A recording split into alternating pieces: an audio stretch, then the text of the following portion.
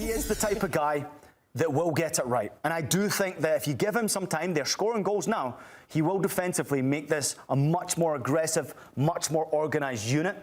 In Italy, I still think, I'm confident of this, I think they qualify automatically. Wow, big statement there. But the game we're going to be focusing on the most is Israel versus Italy. Is Italy getting the win narrowly 5-4 there? 9 goals in this game, Ian. I mean, I'm going to say to you what stood out, but I mean, we were tense in the last couple of minutes of this game, weren't we? Yeah, this was an absolute classic. It wasn't for the Italian fans out there, let me tell you that. I'm sure they were sitting on the edge of their seats and a little bit nervous when the game eventually went 4-4 in the 89th minute of the matchup. But there was some outstanding talking points coming out of the game. Obviously, the stats don't lie. Italy had the majority of the opportunities, but the shots on target level showed me that Israel were very much in this game.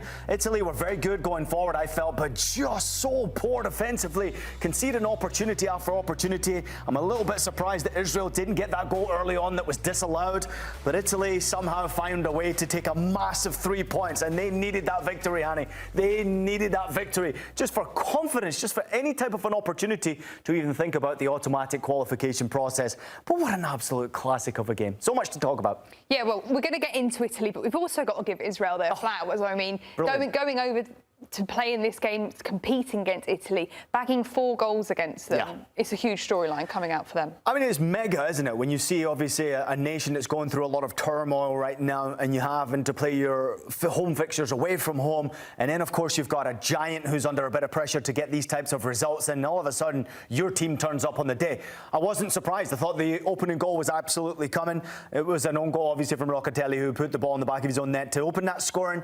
But I think that Israel can be very proud of themselves for the fact of scoring 4 goals against Italy. I mean, there's so much to talk about Italy, and I can't wait to get over there. But we do have to give a lot of credit for Israel for making this a real cracking game. A couple of really standout performers. Maynard Solomon, outstanding with his creativity. Would have loved to have seen him get a couple of goals in this game because he certainly had his opportunities. Peretz, I thought, was outstanding in this game. Got a couple of goals, including that goal that made it 4-4. I mean, they were outstanding. Great personality on the field. They absolutely went for it, and they showed the vulnerabilities that Italy had defensively. But there was also that defensive side of the game that let themselves down. I thought Israel's goalkeeper was pretty poor, and you can't continue to just play offensive football when you go 4-4 in a World Cup qualifier. At some point, you got to shut it down, and Israel didn't do that. They allowed Italy to go on and score that 5th goal. So, yeah, heads held high even though you're in defeat for Israel. But this was an outstanding classic game, and I'm sure they all were very joyful to have played a role in it, but disappointed they didn't get anything from the game.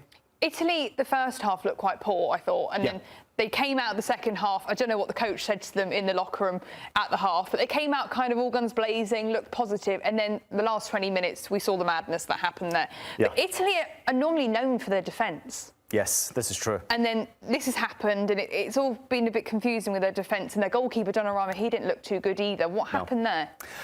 I mean, listen, to break down Italy's performance would take me probably the whole 60 minutes. It's not easy to talk about what this performance was defensively because I don't quite understand what they were doing defensively. So poor, so vulnerable. And you mentioned they're coming out at half-time and putting out a better performance in the second half. This is Gennaro Gattuso who goes in at half-time, and I can only imagine it was an absolute firework. You didn't want to be in that locker room. No, you don't want to be one of those Italian players, that's for sure. But they came out a much more aggressive team. And I know, listen, Moise Kean had a very good game. He got himself a couple of very good goals and important goals. Nice to see him now scoring goals consistently for the Italian national team. I thought Retegui had a very good game offensively, especially in that second period. Assist after assist after assist. Quite impressive to see him have 3 assists in a single match. It's the first time since it's ever been heard of since Opta started carrying the statistics. So I'm going to throw it out there. Early 2000s before I've seen that before with 3 in an international World Cup qualifier.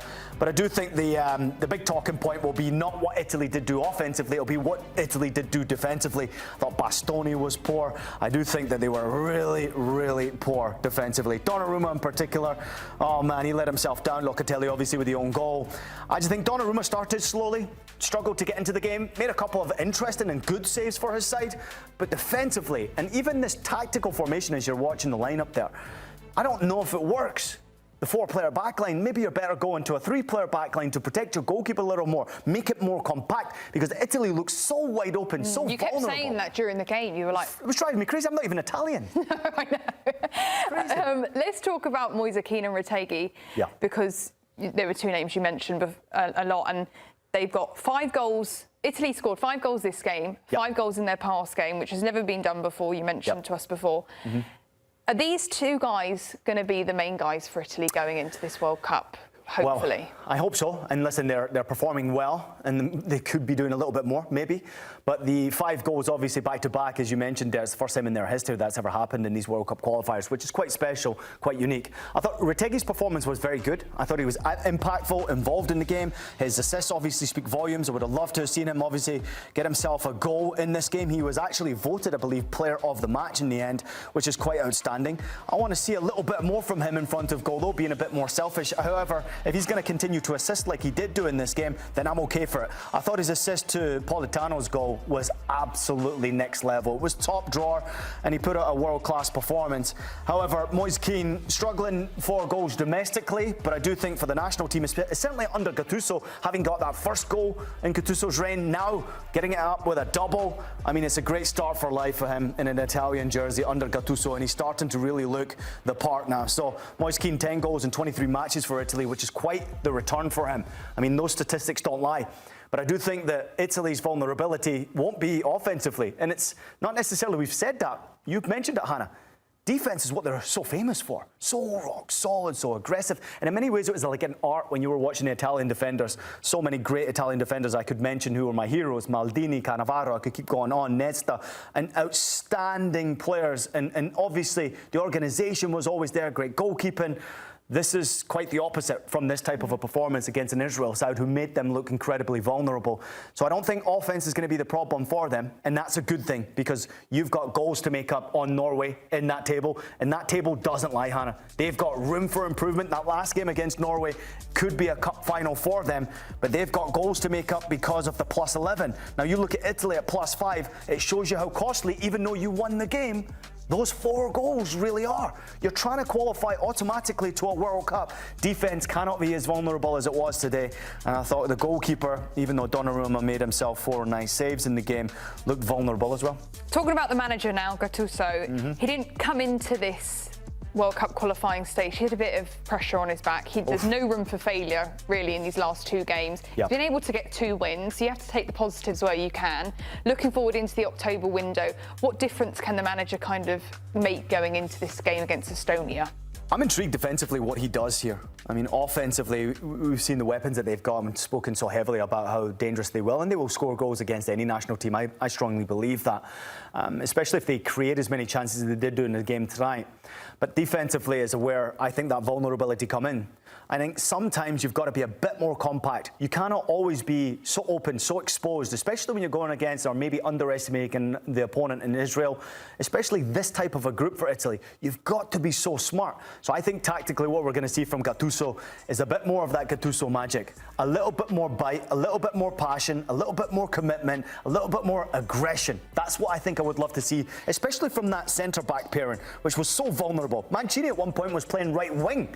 In question, he's the centre-back. Like, where on earth is he? He's up the right wing going forward, and I don't blame him wanting to be offensive-minded, but I do think you have a vulnerability, especially if you underestimate the opponent like they did do against Israel. They left them so exposed. Now, Gattuso, not necessarily known as a tactical genius. What he's noticed for, and you'll recognise Buffon on the bench, Bonucci on the bench, it's pride, it's passion, it's commitment, it's heart, it's playing for Italy, it's playing for your people, which I love. That's who he is as a human being. We've heard all the press conferences, maybe a little this and maybe a little that. I won't say the word in case I get fired. But I do think that he is the type of guy that will get it right. And I do think that if you give him some time, they're scoring goals now, he will defensively make this a much more aggressive, much more organised unit.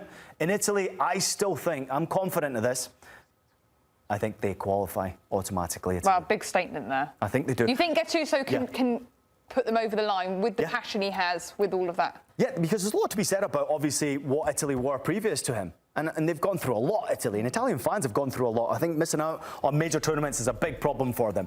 But I do believe that when you look at the quality of their players going forward, you can score enough goals to win. It's defensively, if you can solidify things, you'll be okay.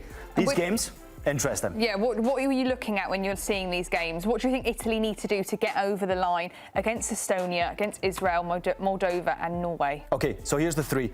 At Estonia and then versus Israel, obviously interesting games. I don't see Italy having too much of a problem there.